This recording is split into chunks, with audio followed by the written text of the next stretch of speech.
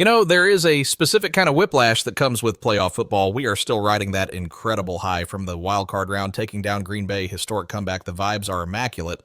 But then Tuesday rolls around and reality just walks in the door and hands you a roster sheet that looks a little different than it did on Sunday. It's the classic playoff hangover, isn't it? Not the celebration kind, but the body count kind.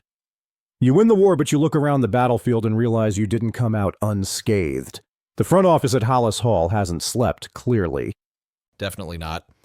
And as we gear up for the divisional round, we have this mix of devastating news and absolutely massive reinforcements. It feels like a good news, bad news joke, but with the season on the line. Let's start with the gut punch first.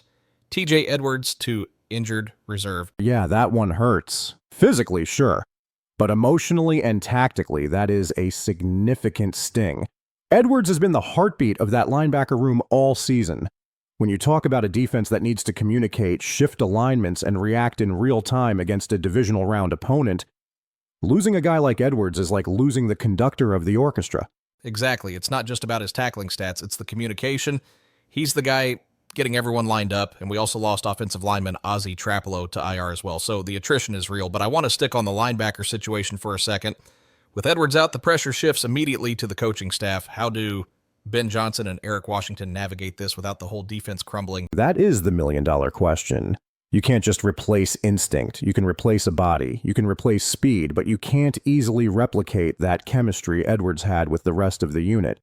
Washington is going to have to simplify things slightly, or rely heavily on the next man up to play out of his mind. But, and this is where the front office deserves some credit, they didn't just sit on their hands, they made a move immediately. Right, they signed Jalen Reeves-Maybin to the active roster.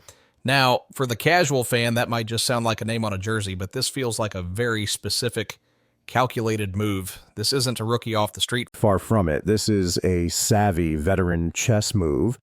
Reeves-Maybin is in his 9th season. He's a Pro Bowler, a second-team All-Pro special teamer from just last year. He's played 117 games. In the playoffs, experience is the only currency that matters.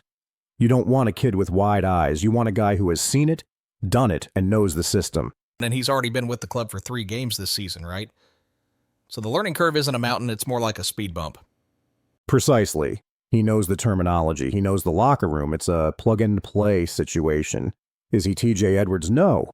But is he a liability? Absolutely not. He stabilizes the floor of that unit so the ceiling doesn't collapse. It's about damage control. So we patched the hole in the defense, but let's pivot to the news that actually made me jump out of my chair.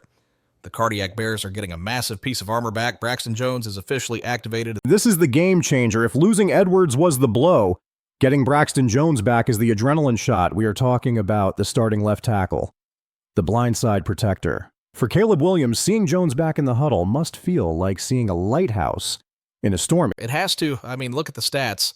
Jones has started 44 of 46 career games since 2022. He's a cornerstone, and I keep thinking back to that Week 3 win against Dallas. Do you remember that pocket? Oh, it was pristine. I remember it vividly. The O-line didn't allow a single sack against a pass rush that usually eats quarterbacks for lunch. Jones was the anchor of that performance. When you have a rookie quarterback, even one as talented as Caleb, the difference between a good tackle and a great, reliable tackle is the difference between a completed pass and a turnover. Or an injury. Or an injury, exactly. As the stakes get higher in the playoffs, the defensive coordinators on the other side are dialing up exotic blitzes. They are trying to confuse the rookie. Having Jones there means Caleb doesn't have to worry about his back. He can keep his eyes downfield. It changes the entire geometry of the offense. It allows them to open up the playbook, doesn't it? You don't have to keep a tight end in to chip the edge rusher every single play. 100%. If you trust your left tackle to win his one-on-one matchup, you can send 5 guys out on routes. You can attack deep. It makes the offense more lethal instantly. So while we mourn the loss of Edwards on defense, the offensive potential just skyrocketed. It's a fascinating trade-off. It really is. It's like balancing a scale. Defense takes a hit, offense gets a shield. And speaking of the roster shuffle, there was one more signing that caught my eye. It's a bit of a feel-good story amidst the chaos. The Bears signed linebacker Nephi Sewell to the practice squad. The Sewell dynasty grows. It really is a family affair now. He's coming over from New Orleans, and yes, for those listening, he is the older brother of our own Noah Sewell. You know, people dismiss practice squad signings as irrelevant, but in January, They matter. And the psychological boost of having your brother in the building, that's real. It adds a layer of cohesion and morale. Plus, Nephi is a solid player in his own right. If, heaven forbid, we have another injury, you have another guy ready to go who literally has family pride on the line. It's funny how football works out like that. But looking at the big picture here, we have a divisional round game approaching. We've lost a defensive leader, gained a special teams ace, and returned our premier left tackle. When you put all these ingredients into the pot, what does it taste like to you? Are we stronger, weaker, or just different? I think we are playoff ready. Look, every team is banged up right now. No one is 100%. The teams that go on deep runs are the ones that can adapt the fastest. Losing Edwards forces the defense to rally together. Sometimes that shared adversity actually tightens a unit up. But getting Jones back, that is the structural integrity the team needed most. Because if Caleb can't stand upright, nothing else matters. Exactly.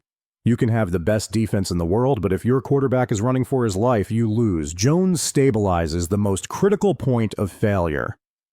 So, net, I think the Bears are in a position to win. It puts more pressure on the offense to score, perhaps, but they are now better equipped to do exactly that. That's a great way to frame it. The burden shifts slightly from the defense holding the line to the offense pushing the field. And with Braxton Jones back, Caleb has the time to make those magic plays happen. And don't forget the depth pieces like Reeves-Maybin. Special teams often decide these tight playoff games. One blocked punt, one great tackle on a kickoff return. That's the margin of victory. Bringing in an all-pro special teamer is a silent signal that the coaching staff knows this game is going to be won in the margins. It's going to be a battle of adaptability. Can the defense communicate without Edwards? Can Jones shake off the rust immediately and lock down the left side? That's the drama of the postseason. There are no warm-up laps. Jones has to be elite from the first snap. Reeves-Maybin has to be in the right spot immediately. But that's why you play the games. The Cardiac Bears moniker didn't come from nowhere. They seem to thrive when the chaos is highest. They certainly do. It's never easy, it's never boring, and it's always heart-stopping. We've got the pieces, we've got the quarterback, and now we've got the protection.